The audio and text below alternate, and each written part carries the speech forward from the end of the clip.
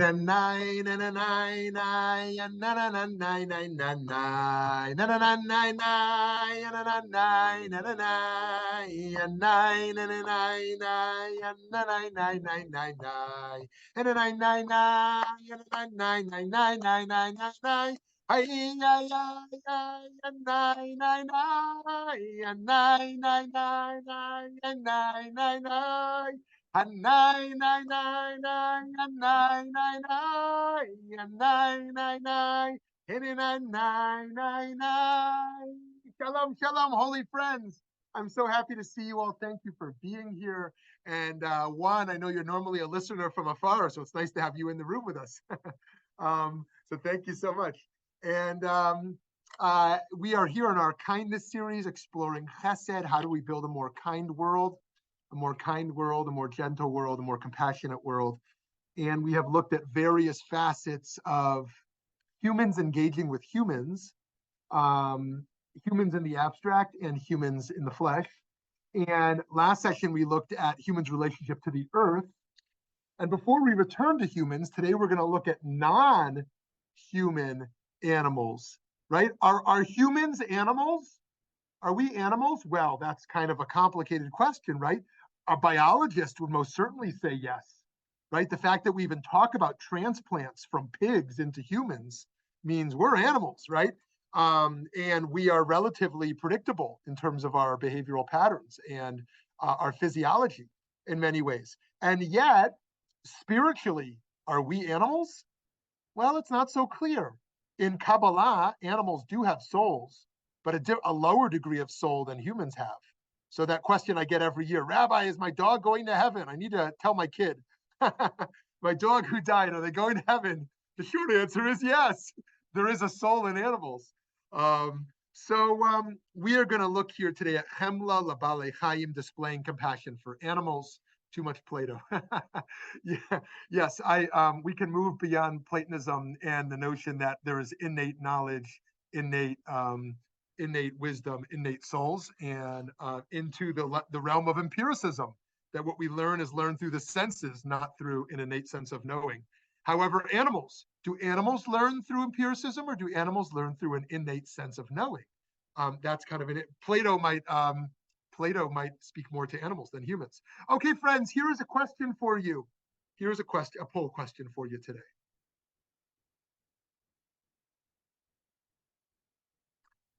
On the relationship between humans and non-human animals. Option 1, humans and non-human animals are more or less the same. Option 2, humans and non-human animals have very strong similarities, but a few major differences. Option 3, humans and non-human animals are fundamentally different and cannot really be compared at all. Let's see your vote here. How are you going to vote here? Oh, that was quick. Okay, so sorry if you missed that. That was a quick turnaround, but hopefully enough for everyone. Nobody here thinks, or at least who voted, that humans and non-human animals are more or less the same. 86% think there are very strong similarities, but some major differences, and 14% are arguing that we are fundamentally different. Okay, friends, here we go. Being compassionate to animals ought to be the easiest and most obvious form of kindness. I have often argued that a 5-year-old or a 3-year-old can more easily learn compassion towards a dog than towards their sibling. They might terrorize their sibling in a way that they might not do for their dog. Young children can often show this kind of empathy towards a pet before other children.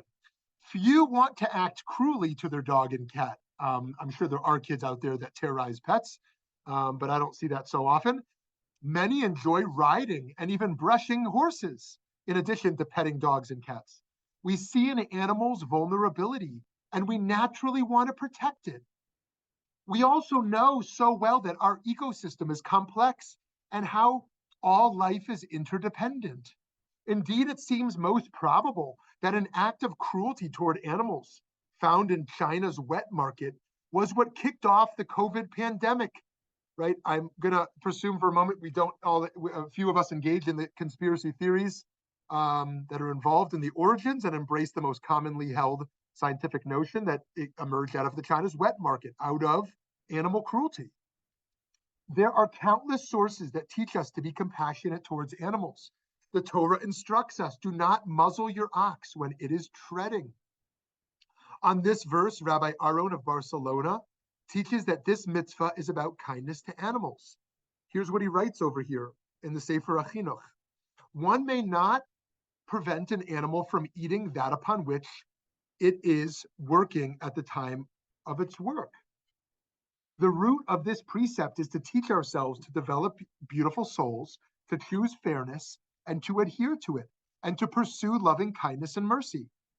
By accustoming ourselves to being compassionate, even to animals which are really only created for our usage, he argues, our soul becomes habituated to treat human beings well and to protect them, to compensate them for any good that they do, and to satisfy them with whatever they desire. So while this moral point is quite important, we can still challenge the assumption he makes that animals are really only created for our usage. Some of us may believe that, some of us may not.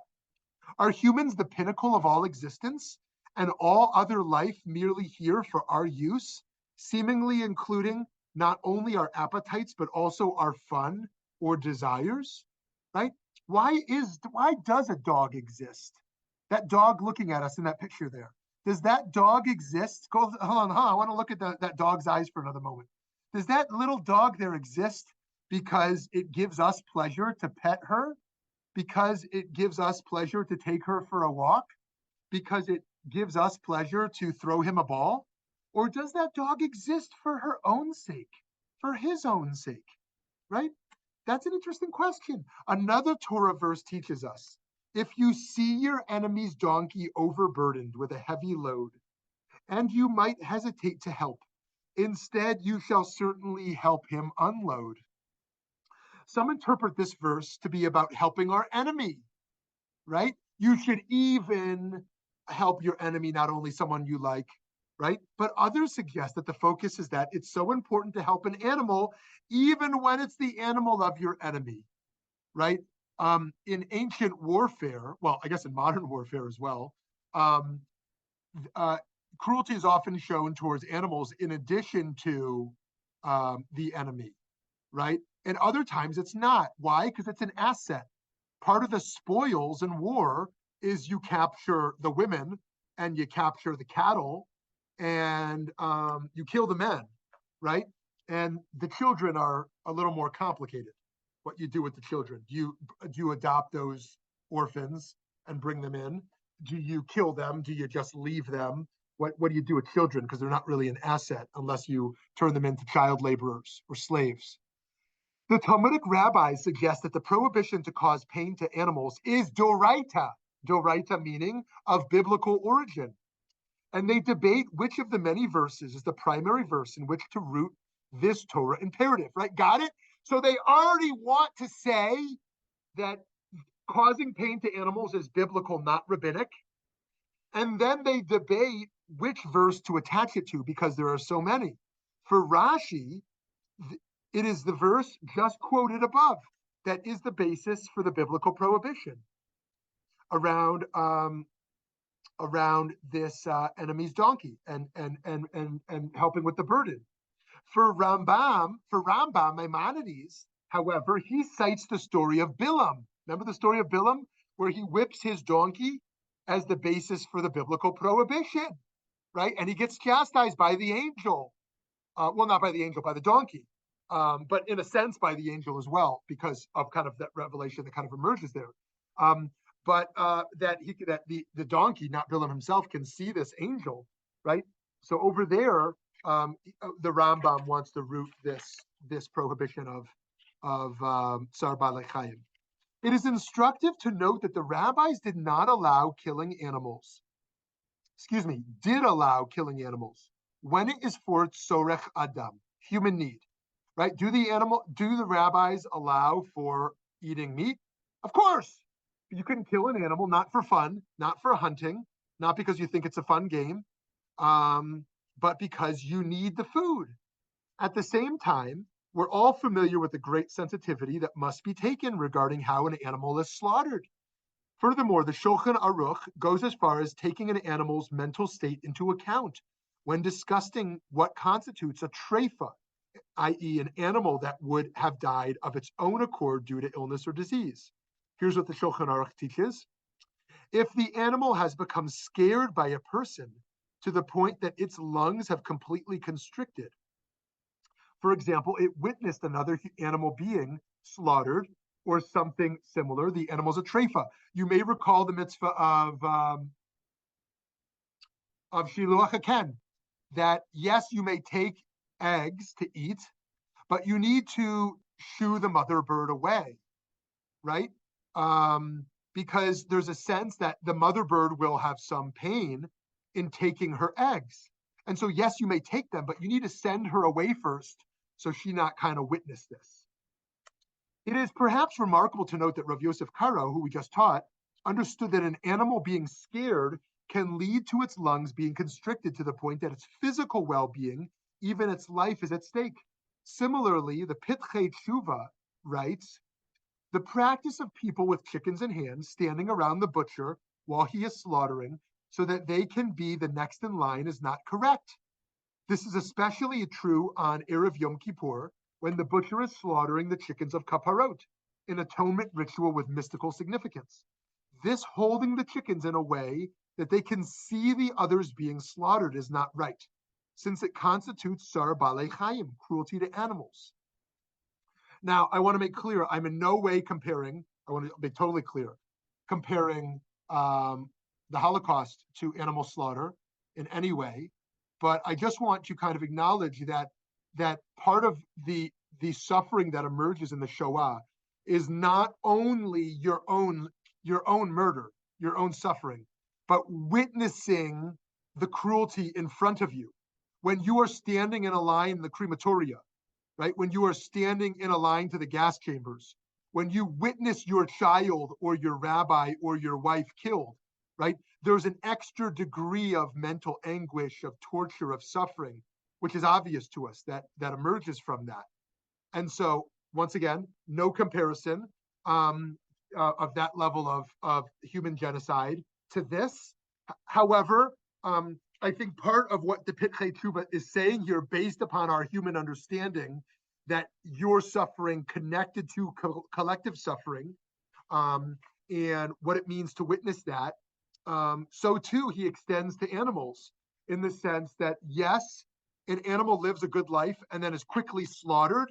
That is a very different form of suffering than being in a slaughter line where you see your mother, your father, your brother and sister, your fellow chickens being killed. Not only because you may care about them, we don't know about how much they care about each other. There are interesting scientific studies about that. But even bracketing, if they hold empathy, the fact that they can see that's their fate coming up, right? There's an extra level of kind of suffering that emerges.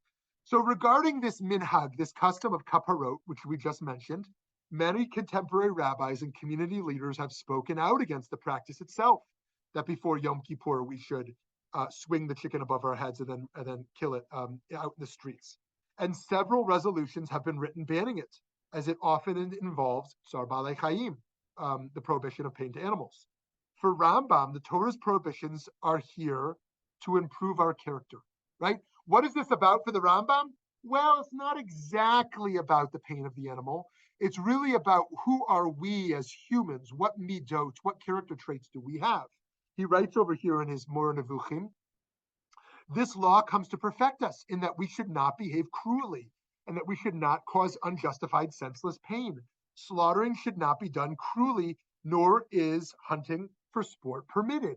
So if we see a child who's kind of torturing a fish, right? Am I worried about the fish, or am I worried about who my child is becoming, right? I remember I went to college at the University of Texas in Austin. And in one of my first weeks in Texas, I walked into a dorm room where I witnessed the horror of, I don't even know what they call it, maybe one of y'all know, of aggressive fish killing, where basically they would take fish that ate fish and put them into a tank to see which one would win the fight and kill the other one. and like brutal, And now some people might not, be so opposed to that. They might enjoy bullfights. They might enjoy fishing. They might enjoy dog fights where dogs essentially kill each other. But I struggled being in that room, but is that, and for me that really was like feeling the pain of the fish in there. But for the Rambam, this is about who we are as people. Do we find pleasure in suffering or not?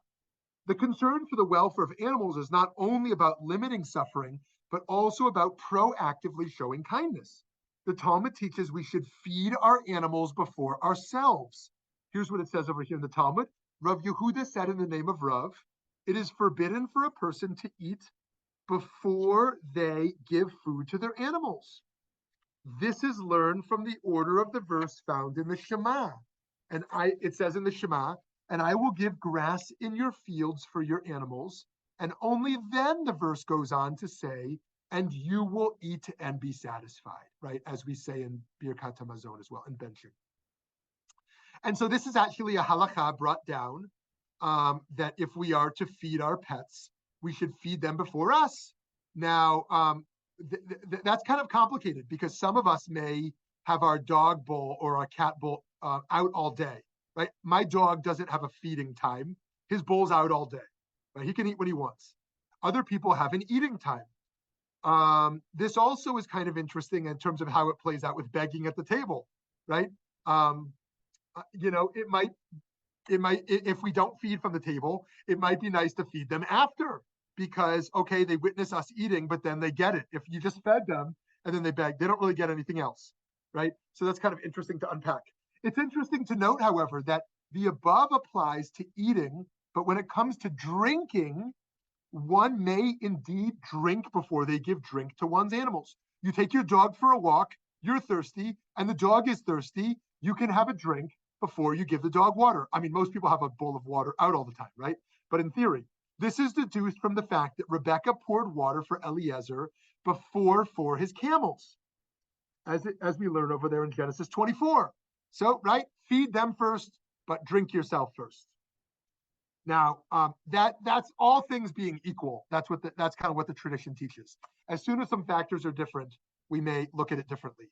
The Ramban, Nachmanides, teaches that the reason humans were not permitted to eat meat until after the flood was because of how similar we as humans are to animals. Oh, the Ramban, going back to Plato, the Ramban is not a rationalist like the Rambam, right? Maimonides is an Aristotelian. The Ramban is going to be a Platonist, right? He is going to be a mystic. And so he writes over here, meat was not permitted for human consumption until the time of the children of Noah, as our sages have explained, right? The Garden of Eden is vegan, right? The world is supposed to be vegan. And then after the flood, God permits the eating of meat. And so Ramban continues, and this goes according to the plain meaning of the Torah's text. The reason for it is mobile creatures have a certain spiritual attribute, which in this respect makes them similar to those who possess intellect, i.e. people. They are capable of looking after their welfare and their food, and they flee from pain and death, as the verse says. Who knows that the spirit of the children of men is that which ascends on high, and the spirit of the beast is that which descends below to the earth? Yet when the animals sinned and all flesh had perverted its ways on the earth, right, that is leading up to the flood, we learn over there that not only humans murdered each other and robbed each other relentlessly, but also animals became cruel based upon kind of the rabbis teach based on human modeling. I don't know how influenced animals are by us, but that's kind of the rabbinic understanding. It was decreed upon them that they should die in the flood as well, right? Most animals were also killed in the flood. That's why you needed one of each to be brought into the ark. I say most because sea creatures, some sea creatures survived, as the tale kind of goes. There is kind of a rabbinic explanation that the water became boiling so that the sea creatures would be killed as well, except kind of a little area of water around the flood where two of each could also survive, right? Now we're getting a little creative here, right? But there's some boiling water, so the sea creatures also, could die in the flood. Then again, as you know, animals, sea creatures only can survive at a very specific temperature. That's why some have to be deep and some are shallow and everything in between. And so once there's floods and the waters rise, temperatures evolve as well. So there's kind of something going on over there. Anyways, back to the Ramban. But when on account of Noah, they were saved in order to maintain their species, mankind was given permission to slaughter and consume animals, since after all, the animal kingdom owed their existence to them. Because of the ark, the humans built the ark, so the animals should be grateful, right? So now you can eat us. Nevertheless, mankind was not given reign over the animal's soul, reign over the animal's body, but not the soul.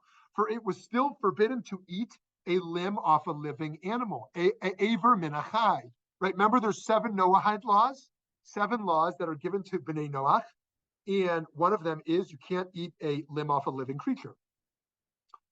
And to consume blood, for it is blood that maintains life.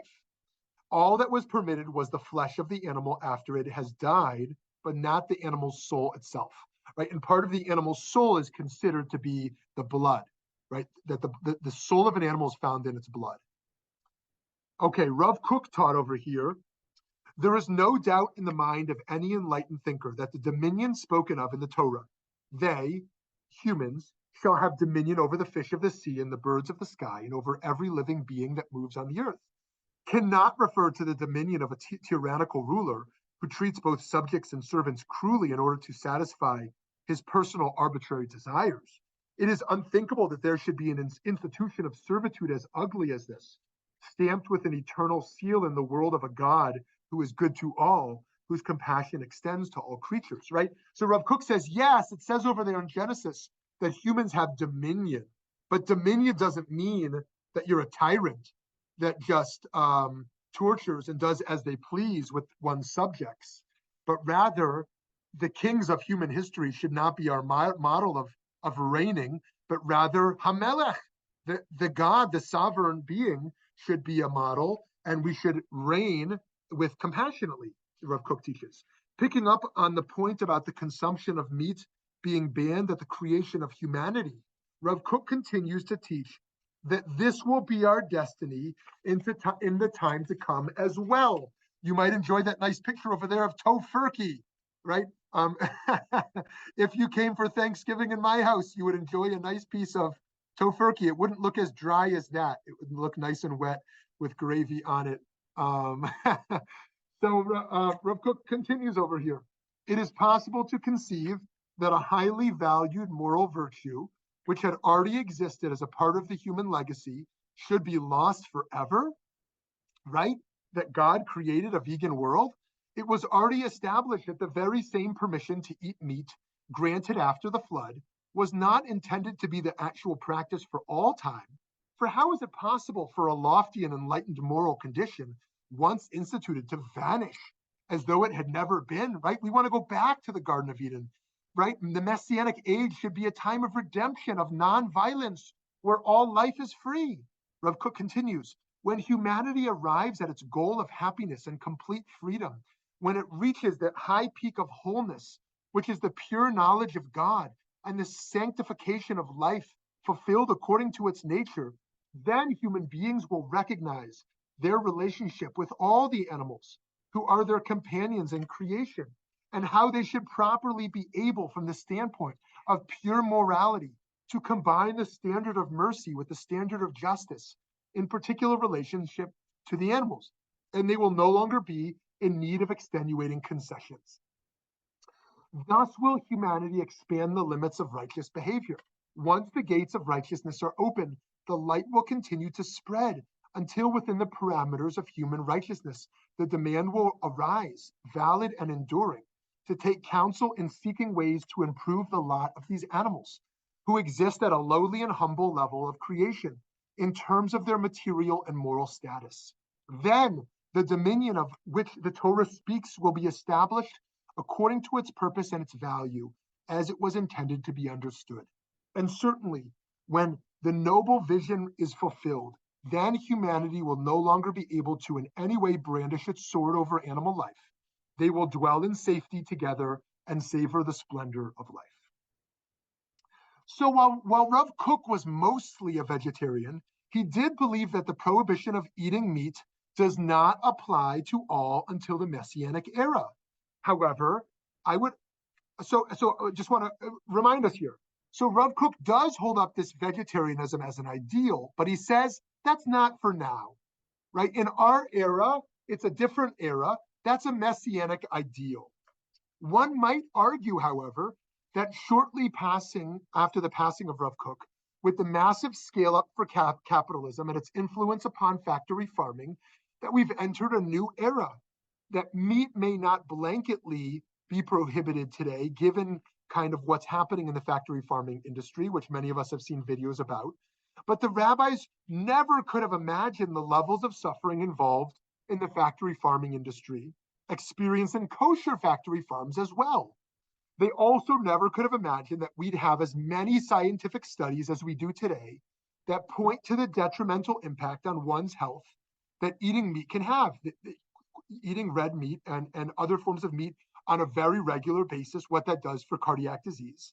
Nor could they have imagined all the alternative food sources we have access to today to better fulfill our human nutritious needs, just how valuable fruits and vegetables are. It is easy to be kind to one's dog or cat. It is much harder, it turns out, to be compassionate to cows, chickens, and fish when we do not see them and we have become accustomed to eating them regularly. Whether we are vegan or vegetarian or reductarian, one who seeks to reduce their animal product intake, we can all advocate for better legislation that protects the most vulnerable among us. Indeed, on a qualitative and quantitative level, animals suffer the most on the planet today. The United Nations Food and Agriculture Organization estimates that about 80 billion land animals are slaughtered each year for food, which does not include the roughly 51 to 160 billion farmed fish. And 99% of these are in the factory farming industry. That notion of this mom and pop field where the animals are free grazing is a fallacy. That's less than 1% of animals slaughtered each year, this cage free. Each of us must do all we can to ensure that animals are treated more humanely. We must do our part to reduce their suffering. The Torah expects nothing less as part of our kindness practice. Treating animals with compassion is perhaps the ultimate measure of one's attribute of chesed. And ultimately, as we have seen, it can in turn lead to improving our character as well. So let us live up to God's mandate of treating all God's creations and creatures with respect and compassion. Okay, friends, I would love to hear from you after I grab my drink.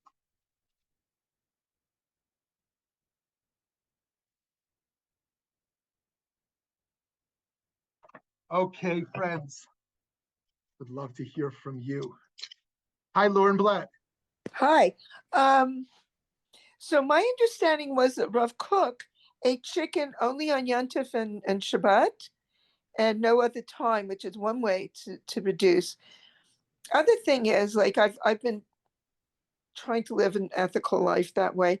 I gave up dairy because dairy cows are treated very, very badly too.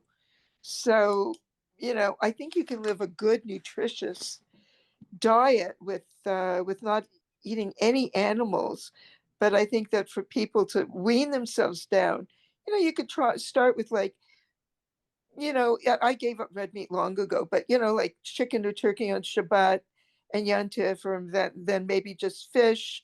And there's so many dairy substitutes that there's no reason to eat dairy. Right. Anyways. Thank you, Lauren. Both points very interesting. That is true about Rav Kook. That's why I said mostly vegetarian, precisely for that reason, that he did have small amounts. And so there was a movement started by a friend once called Mushi, meaning meat only on Shabbat and Yom Tov, called Mushi. So some people call themselves Mushi. And yes, your point about dairy is also well taken, that indeed they kill the males and torture the females. And so the females are kept alive longer so that they can, and that's why we have, kind of the veal over there. And then we have the dairy industry, which is keeping the females alive longer. And yeah, a pretty horrendous situation over there. So thank you. Now, I'm not going to weigh in, although I feel very compelled by the health studies, being that I'm not a medical expert or health expert. I will not weigh in on on the health dimensions of that. But I also find almond milk and soy milk and oat milk and rice milk and every fossil milk to be great alternatives. Hi, Aglaia, and then Eileen. Okay, hi. All right. So to my first point, though, just throwing this out there is that in my case, there is a mental health trigger when it comes to restricting food. So what, like Lauren's saying, though, like weaning yourself off of it, though, well, and starting with also things like I buy only vegan cosmetics and stuff like that. But for me, my case, so the mental health trigger is that if I think I'm going to restrict food, I don't stop. And so it will just keep going and going. So I have to figure out different ways to wean myself off of it. Now, the other thing, though, is that I wanted to bring out. Okay, I brought this out just because, well, I can. You allow me to. So anyway, okay. So here that story. Okay, so in Numbers, the angel of the Lord said to him, "Why have you beaten your ass these 3 times? It is I who came out as an adversary, for the errand is obnoxious to me. And when the ass saw me, she shied away because of those 3 times. If she had not shied away from me, you are the one I should have killed." Now, what I thought of, I'm a little embarrassed to admit something about myself, though, but when I like reading that, though, it reminds me of what a just like intellectually snobby kind of ridiculous person I like when I was a teenager. I was a complete and total intellectual snob. However, though, that verse actually, I think about it and I think, to me, it speaks of anyone out there, even the most like ridiculously dumb person. They could be, I'm not going to even say what kind of their political views or whatever, though, but even like the most, like, I don't know, just ignorant person, whatever, they can still teach you something. Like the donkey is like telling him, like, no, I can see the angel, you can't. You're like on your way and you won't stop. But I saw and I'm stopping. So that's kind of, I guess, the way that I'm kind of looking at it, though, is that also learning to be kind to animals. You have to think in terms of, well, how snobby are you? I hate to say it like this because I used to be the biggest intellectual snob, though, but like yeah, I had to learn, even though like some people, even the dumbest person on earth has a lot to teach you. Even an animal has a lot to teach you, stuff like that. Awesome. Love that. I love that. And so I'm going to share 2 sources over here in the chat that will move us along that direction for a moment.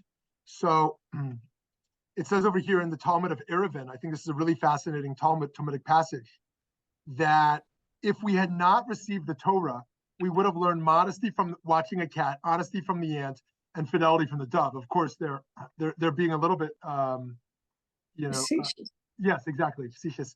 But this idea that actually the natural world can teach us a lot, and the notion of natural morality, and that we can learn from animals. And then over here in the Tales of the Hasidim, I think this is quoted by Buber. It says, after the Maggid's death, his disciples came together and talked about the things he had done. When it was Rav Shneur Zalman's turn, he asked them, "Do you know why your master went to the pond every day at dawn and stayed there for a while before coming home again?"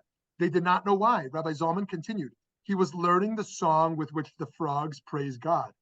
It takes a very long time to learn that song. This idea that we can learn how to praise God from the frogs. Or one of the other ones I love is that the slaves leaving Egypt were not allowed to sing. And it wasn't, and they got to the other side of the sea and they wanted to sing their song of redemption, but they forgot how to sing. And so they looked up in the sky and they heard birds chirping. And the birds once again taught them how to sing. So I love that idea. And I love what you brought with Bilam as well, this idea that that he learns from the donkey. And so too, if we can extend that to animals, all the more so to humans that we consider to be, perhaps some of the more, less educated or less well-informed around moral issues, we should say, generously. And so, so thank you for that. And a reminder that it says in Pirkei Avot 4:1, famously, Ezehu Chacham, who is the wise one. Halo made mikol adam, one who learns from all people. So indeed, this is a unique model of Jewish wisdom. The Jewish wise one is not one who's figured out X, Y, or Z. They got a doctorate. or they completed the Talmud. The wise one is one who has learned how to learn from everyone. And that feels really crucial here. And by the way, I just want to note that I feel that spirit in this group. I feel that spirit in this group that everyone is interested in learning from each other. So thank you for that. Now, so that's to your second point. On your first point, I just want to second your trigger alert. Your trigger alert, and I probably should have named it myself, around food. Food is very complicated for us, sometimes because of our how we were raised and our cultures and our traditions, sometimes because of dieting, sometimes because of eating disorders, sometimes because of other psychological desires that are fulfilled through our eating. And also the ethics of eating are quite complicated. So thank you for saying that. Yeah, hi, Eileen, over to you. Thanks. I wanted to point out that psychologists and teachers know when a child does not respect an animal, that there is an emotional problem with that child. Yes, thank you. Thank you. Yeah, and thank you for that private chat message also. I see that. Yes, thank you for that. Eileen, yeah, do you want to say anything more about that? I had direct experience with a boy who wrote an essay about how he loved to shoot squirrels. Yeah. And I sent that down to the social worker. They didn't get to him in time. He came to school with a loaded rifle a week later to shoot a teacher. Oh, and please tell us that he didn't succeed. The teacher was absent that day. Okay. I thank you for sharing that. And I think that's right, actually. And here I think I want to point out what I think was one rabbinic interpretation, which I think is flawed empirically. I understood why it was believed at the time, but one of the explanations why meat was permitted after the flood, according to one rabbinic line of thought, was humans are viciously brutal and violent, and humans need an outlet for this desire for bloodthirst, for violence. And so let them have the animals be an outlet for that need for bloodthirst. And so that's why one rabbinic teaching explains why meat was permitted after the flood, because, we thought at the Garden of Eden, humans were going to be peaceful beings. Now we see they're not, they're violent.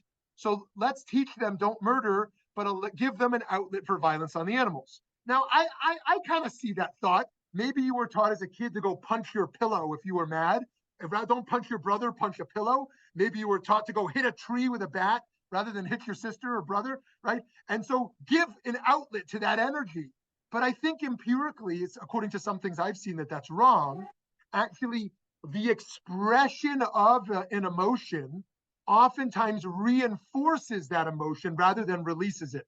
Maybe you were taught as a kid, it's good to have a good cry. Give yourself a good cry, you're going to release your sadness. Well, it may be that an expression of sadness through crying might be healthy, but it might also deepen a sadness rather than release sadness. I don't know, right? It may be that punching things actually deepens our rage rather than releasing rage, right? That's an interesting question we can think about in our own lives.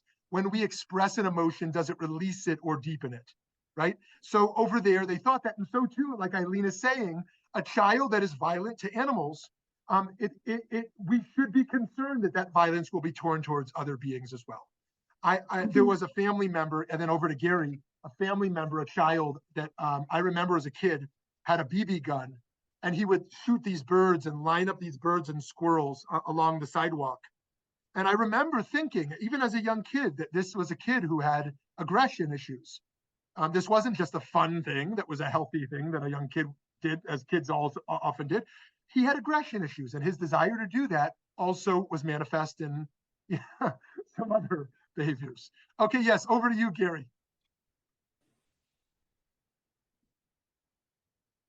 Good morning, everyone. Good morning. Well, I just want to make a comment, maybe not as deep as the one that we're presently on, but I used to be an ag major, an animal science major in college.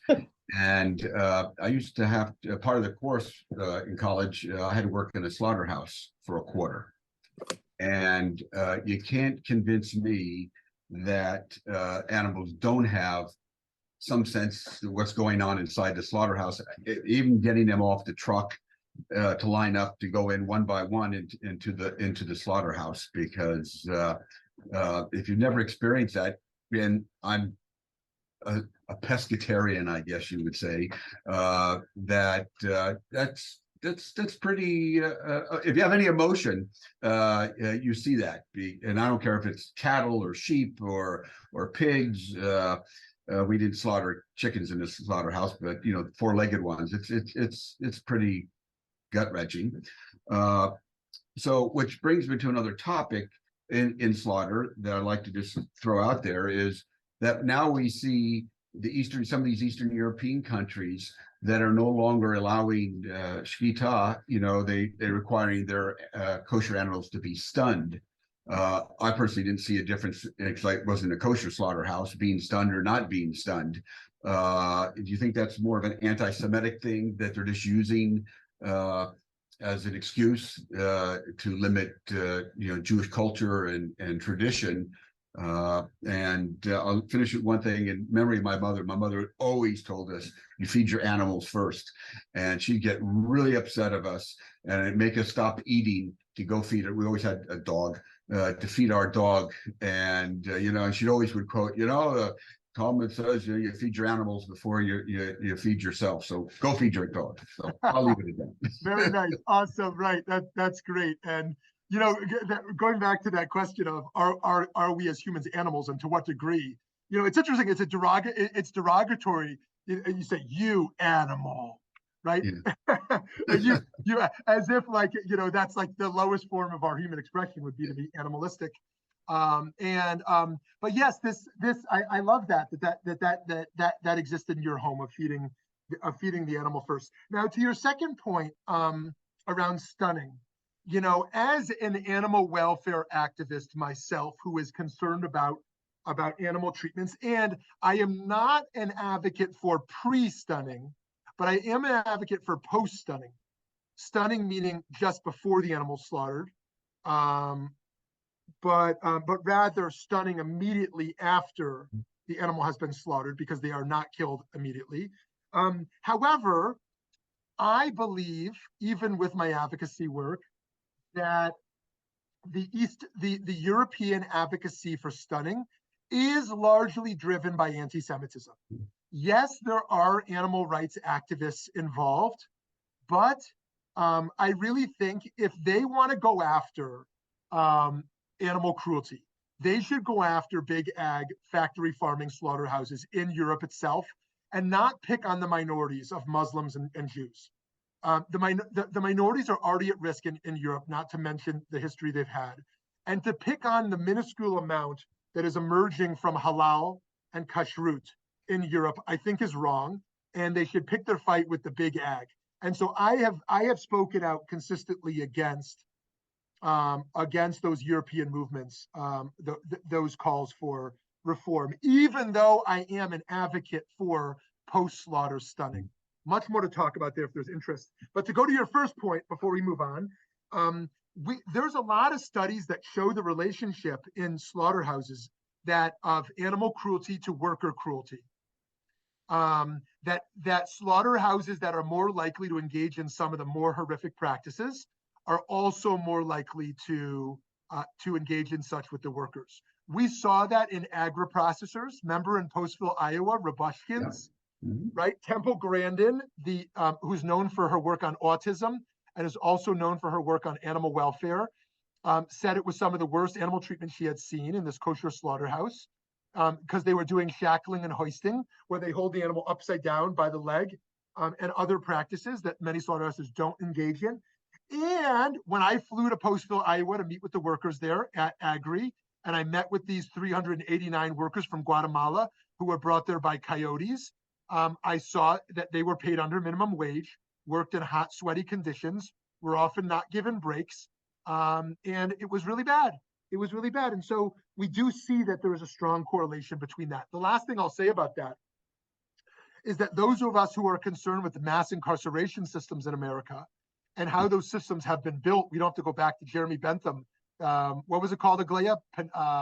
The system, his work around looking at the prison system, Panopticon, or do you recall, know what I'm talking about? Now I'm completely blanking on it. Let me look it up. somebody Google it, Jeremy Bentham and his work on prisons, and you'll find the work he does. And Bentham's interest over there is on how the mass incarceration system has been used to control minds and bodies with constant surveillance. And if you look at the mass incarceration system and compare that to the factory farming industry and kind of these mass industries of controlling bodies, you'll see a bunch of parallels there. Yes, Panopticon. Panopticon. Okay, so I said it right.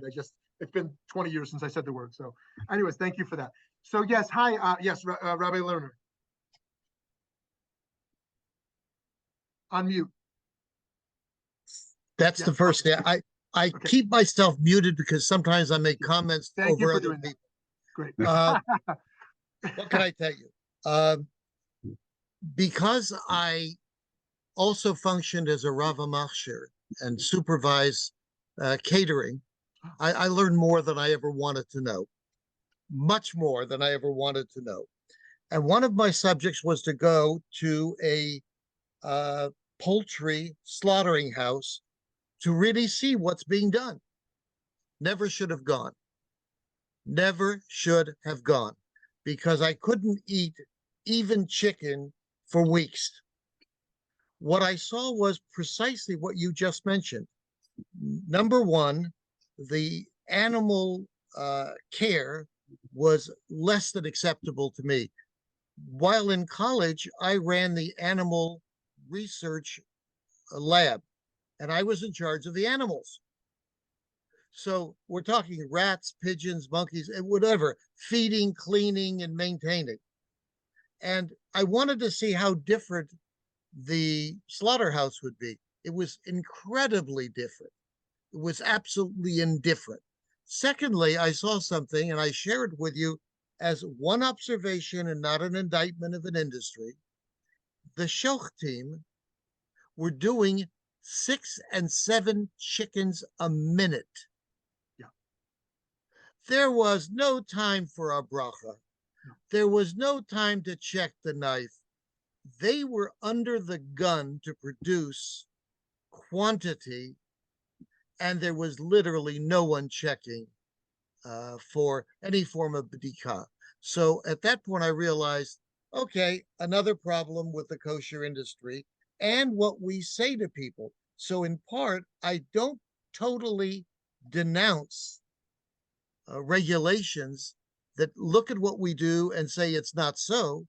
I think we have to look at what we do and make it so.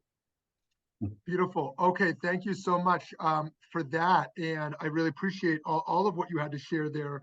And our gift to whoever is a daily meat eater here today is that we're not going to take you into that poultry farm. Actually, our real gift is we're giving you an hour break from Giving Tuesday emails. Because you get about 1,000 an hour, right? No, but what a great idea, right? I mean, to be as invested in Giving Tuesday as we are in Black Friday and Cyber Monday, right? And then what do we call Wednesday? Happy Wednesday! It's all over. You know, over the hump. So today is Giving Tuesday, and our gift is to you is that we're not going to take you into that poultry farm. But yes, you're exactly right, and I want to remind us that that kashrut has been harmed in this process. Kashrut has assimilated into this American factory farming ethos, where in fact we see what Rabbi Lerner shared, where that the authenticity of what this was supposed to be about in many ways has been diminished. Well, that's your book. That's your book. Put in a pitch for your book, because it's an excellent summary. You're very good. Thank you so much. Thank you very much. So yeah, I appreciate that. And yeah, and I do just want to say there that that this is really an opportunity to rethink about a Jewish food ethic and to kind of evolve what Reb Zalman Schachter Shalom you wanted to do a long time ago, eco-kashrut, to rethink of how kashrut is a transformative vehicle that is in line with some of these values. I saw a hand go up. Let's see, who do we not hear from yet here? Sarah, Alex, Steve, Juan, Eddie, Cheryl, Ethan, Eric. Yeah, hi, Eddie. Yeah, hi. I keep thinking about the differences in cultures and how cultures view animals differently and consumption of meat. By the time I was 7, I learned how to slaughter goats. But it was like one goat every 6 months. Like completely different view of the overall consumption of meat. I remember one of the first things my mom told me here is that Americans eat so much meat. We looked at that for breakfast there was meat, for lunch there was meat, and for dinner there was meat. Whereas in my family we had meat like on a Sunday. There was like so overly the idea of like hyperconsumption of meat that was so different in the system here that my mom really told us that like was completely different. And the respect that I was taught on how to respect the animal before I was taught how to dispose of the animal and the meat was way different than what we see in like factories. It was a connection with the meat. When I first hunted with my uncles, we like sat together and gave thanks to what we were to like give thanks to everything we were doing. And we really respected the animal, and we used every single bit of the deer that we got. Every single bit of it was used to feed my family. From every part of the body was used. There was no byproduct that was not used. And I just don't understand now the system in the United States of overconsumption that results in the almost dehumanization of animals and the mistreatment, and it turns into a product rather than a being. Thanks, Eddie. Thanks for sharing that and that cultural difference. And I'd be interested to hear from Juan about Colombia and what if there's any difference there, or anyone else from another country if they're interested in sharing as well. Yo, Juan, you're unmuted. Yes. No, no difference. Oh, okay. But I do think the conditions of the kosher industry worldwide are appalling, and we have one of the few people who started thinking about these type of ecological things and about how the treatment of animals should be done many years before this was hip, and the people that have gone to these places realize that the treatment of these animals are not what they should be. Thank you for that. By the way, which team is on your jersey today? Today is Manchester United. Okay. Anything but Iran, which plays in 1 hour and 5 minutes. Yes, Iran, especially, yeah, lots to say there. I'm not going to go there. Okay, thank you for that one. Thank you. Hi, Sarah.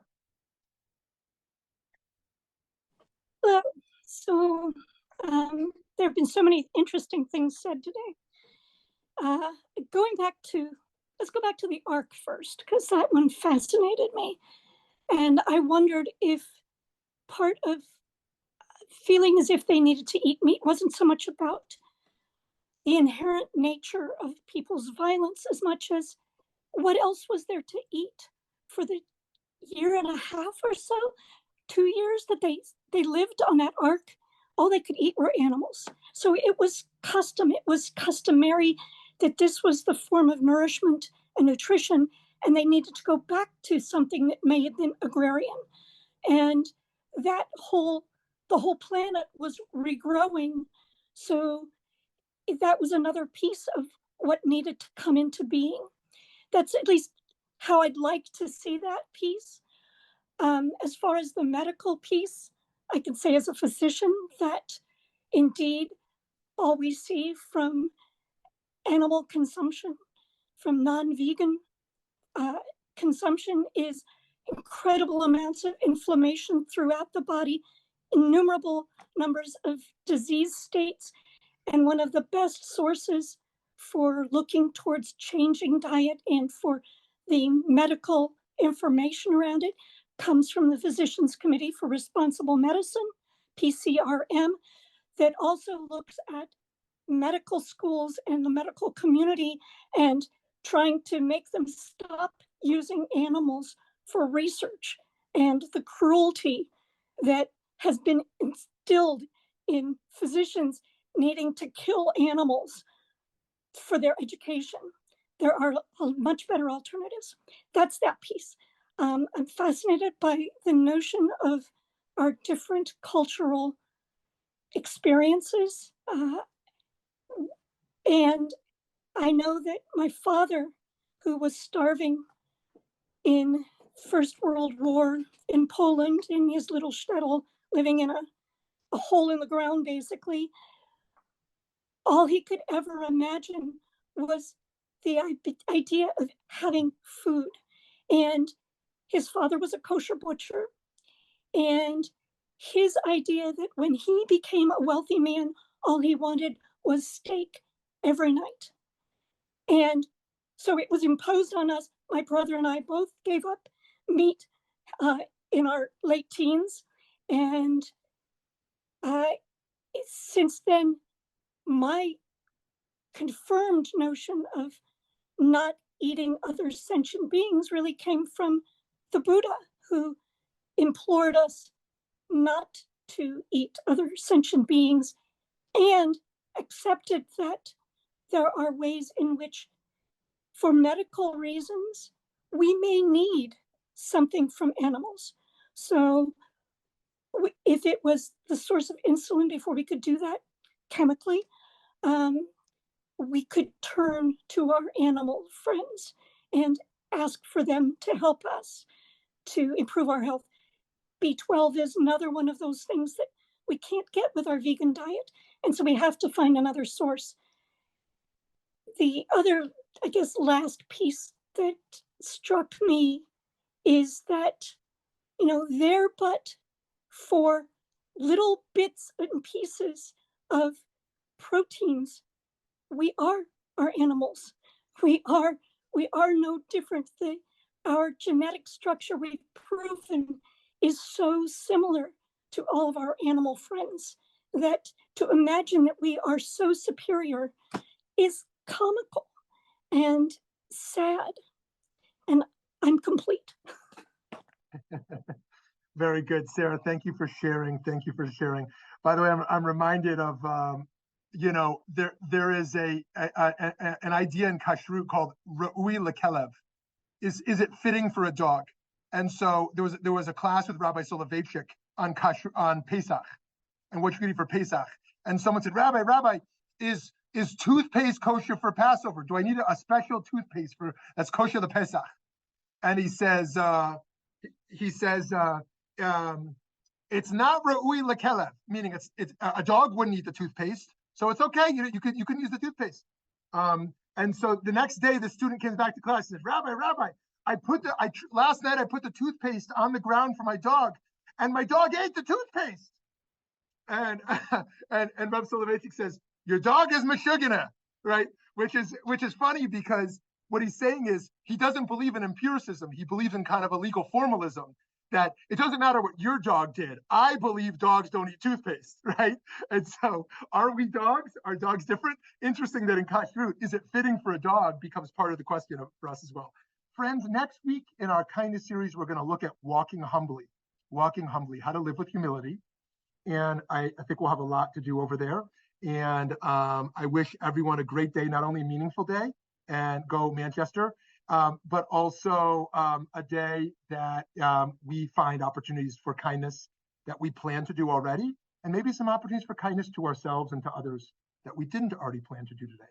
And after all, it is Giving Tuesday. Have a great day. Bye-bye.